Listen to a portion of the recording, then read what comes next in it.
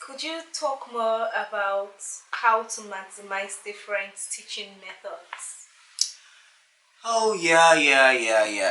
Teaching methods. It's important to maximize different teaching methods because really in Nigeria here, obviously, our teachers don't teach the same way.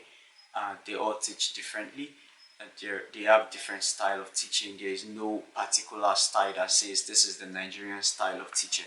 So yeah, some teaching styles can be problematic, and some other teaching style can be really simple and easy. And of course, all students don't learn the same way. So it's a really interesting area.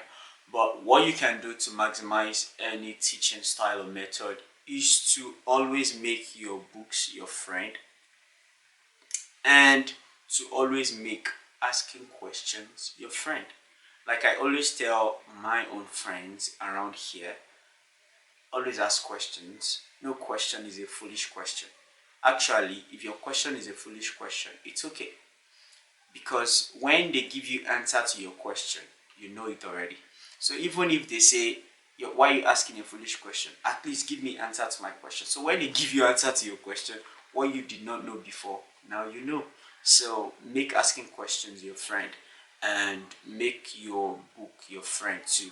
And of course, another thing you do is maybe you are under a challenging teaching method, teaching style from a teacher, and you notice that one of your friends or maybe one of your colleagues in class understands what the teacher is saying. Make that colleague your friend and ask that colleague questions so that your colleague can break it down to you.